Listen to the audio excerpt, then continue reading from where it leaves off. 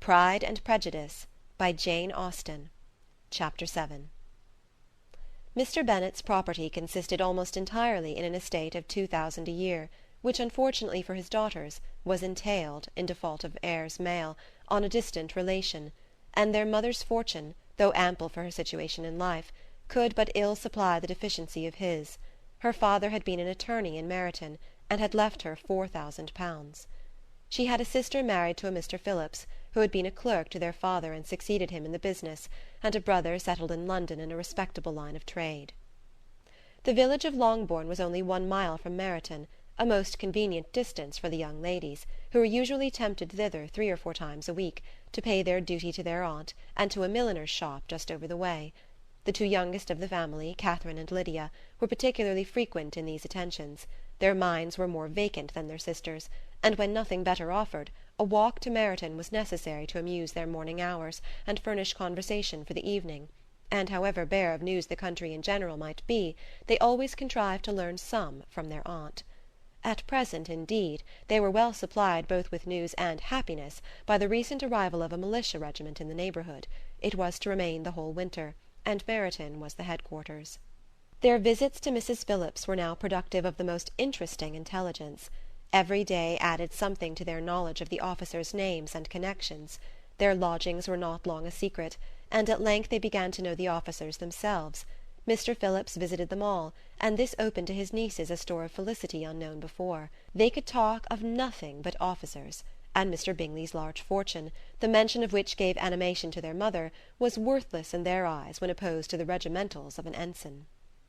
After listening one morning to their effusions on this subject, Mr. Bennet coolly observed, "From all that I can collect by your manner of talking, you must be 2 of the silliest girls in the country. I have suspected it some time, but I am now convinced." Catherine was disconcerted, and made no answer, but Lydia, with perfect indifference, continued to express her admiration of Captain Carter, and her hope of seeing him in the course of the day, as he was going the next morning to London. "I am astonished, my dear," said Mrs. Bennet, "that you should be so ready to think your own children silly. If I wish to think slightingly of anybody's children, it should not be of my own, however." "If my children are silly, I must hope to be always sensible of it." "Yes, but as it happens, they are all of them very clever." "That is the only point, I flatter myself, on which we do not agree. I had hoped that our sentiments coincided in every particular, but I must so far differ from you as to think our 2 youngest daughters uncommonly foolish." "My dear Mr. Bennet, you must not expect such girls to have the sense of their father and mother. When they get to our age, I dare say they will not think about officers any more than we do. I remember the time when I liked a red coat myself very well, and indeed so I do still at my heart, and if a smart young colonel, with 5,000 or 6,000 a year, should want one of my girls, I shall not say nay to him. And I thought Colonel Forster looked very becoming the other night at Sir William's, in his regimentals." "Mamma," cried Lydia, "my aunt says that Colonel Forster and Captain Carter do not go so often to Miss Watson's as they did when they first came. She sees them now very often standing in Clark's library." Mrs. Bennet was prevented replying by the entrance of the footman with a note for Miss Bennet. It came from Netherfield, and the servant waited for an answer. Mrs. Bennet's eyes sparkled with pleasure, and she was eagerly calling out while her daughter read. "Well, Jane, who is it from? What is it about? What does he say? Well, Jane, make haste and tell us. Make haste, my love."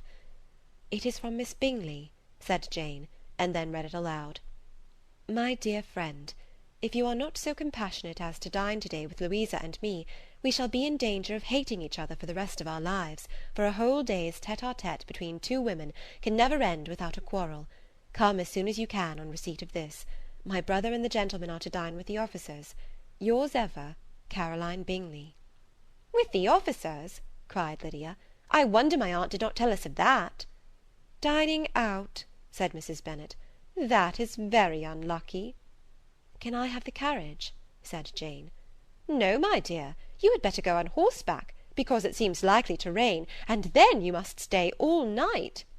"That would be a good scheme," said Elizabeth, "if you were sure that they would not offer to send her home."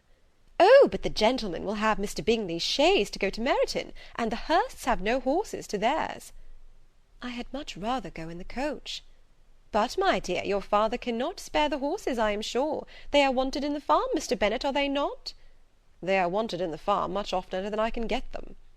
"But if you have got them to-day," said Elizabeth, "my mother's purpose will be answered." She did at last extort from her father an acknowledgment that the horses were engaged. Jane was therefore obliged to go on horseback, and her mother attended her to the door with many cheerful prognostics of a bad day. Her hopes were answered. Jane had not been gone long before it rained hard. Her sisters were uneasy for her, but her mother was delighted. The rain continued the whole evening without intermission. Jane certainly could not come back. "This was a lucky idea of mine indeed," said Mrs. Bennet more than once, as if the credit of making it rain were all her own. Till the next morning, however, she was not aware of all the felicity of her contrivance. Breakfast was scarcely over when a servant from Netherfield brought the following note for Elizabeth. "My dearest Lizzy, I find myself very unwell this morning, which I suppose is to be imputed to my getting wet through yesterday. My kind friends will not hear of my returning till I am better. They insist also on my seeing Mr. Jones. Therefore do not be alarmed if you should hear of his having been to see me. And excepting a sore throat and headache, there is not much the matter with me. Yours, etc." "Well, my dear," said Mr. Bennet, when Elizabeth had read the note aloud, "if your daughter should have a dangerous fit of illness, if she should die, it would be a comfort to know that it was all in pursuit of Mr. Bingley, and under your orders." "Oh, I am not afraid of her dying. People do not die of little trifling colds. She will be taken good care of. As long as she stays there, it is all very well. I would go and see her if I could have the carriage." Elizabeth, feeling really anxious, was determined to go to her, though the carriage was not to be had. And as she was no horsewoman, walking was her only alternative. She declared her resolution. "How can you be so silly," cried her mother, "as to think of such a thing in all this dirt? You will not be fit to be seen when you get there." "I shall be very fit to see Jane, which is all I want." "Is this a hint to me, Lizzy," said her father, "to send for the horses?" "No, indeed, I do not wish to avoid the walk. The distance is nothing when one has a motive, only 3 miles. I shall be back by dinner." "I admire the activity of your benevolence," observed Mary, "but every impulse of feeling should be guided by reason, and in my opinion exertion should always be in proportion to what is required." "We will go as far as Meryton with you," said Catherine and Lydia. Elizabeth accepted their company, and the 3 young ladies set off together. "If we make haste," said Lydia as they walked along, "perhaps we may see something of Captain Carter before he goes." In Meryton they parted. The 2 youngest repaired to the lodgings of one of the officers' wives, and Elizabeth continued her walk alone, crossing field after field at a quick pace, jumping over stiles and springing over puddles with impatient activity, and finding herself at last within view of the house, with weary ankles, dirty stockings, and a face glowing with the warmth of exercise. She was shown into the breakfast parlour, where all but Jane were assembled, and where her appearance created a great deal of surprise. That she should have walked 3 miles so early in the day, in such dirty weather, and by herself, was almost incredible to Mrs. Hurst and Miss Bingley, and Elizabeth was convinced that they held her in contempt for it.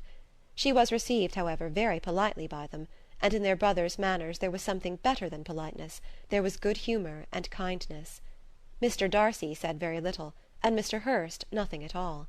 The former was divided between admiration of the brilliancy which exercise had given to her complexion, and doubt as to the occasion's justifying her coming so far alone. The latter was thinking only of his breakfast. Her inquiries after her sister were not very favourably answered. Miss Bennet had slept ill, and though up, was very feverish, and not well enough to leave her room. Elizabeth was glad to be taken to her immediately, and Jane, who had only been withheld by the fear of giving alarm or inconvenience from expressing in her note how much she longed for such a visit, was delighted at her entrance. She was not equal, however, to much conversation, and when Miss Bingley left them together, could attempt little besides expressions of gratitude for the extraordinary kindness she was treated with. Elizabeth silently attended her. When breakfast was over they were joined by the sisters, and Elizabeth began to like them herself when she saw how much affection and solicitude they showed for Jane. The apothecary came, and having examined his patient, said, as might be supposed, that she had caught a violent cold, and that they must endeavour to get the better of it, advised her to return to bed, and promised her some draughts. The advice was followed readily, for the feverish symptoms increased, and her head ached acutely. Elizabeth did not quit her room for a moment, nor were the other ladies often absent. The gentlemen being out, they had, in fact, nothing to do elsewhere. When the clock struck 3, Elizabeth felt that she must go, and very unwillingly said so. Miss Bingley offered her the carriage, and she only wanted a little pressing to accept it, when Jane testified such concern in parting with her that Miss Bingley was obliged to convert the offer of the chaise to an invitation to remain at Netherfield for the present. Elizabeth most thankfully consented, and a servant was dispatched to Longbourn to acquaint the family with her stay, and bring back a supply of clothes. Chapter 8.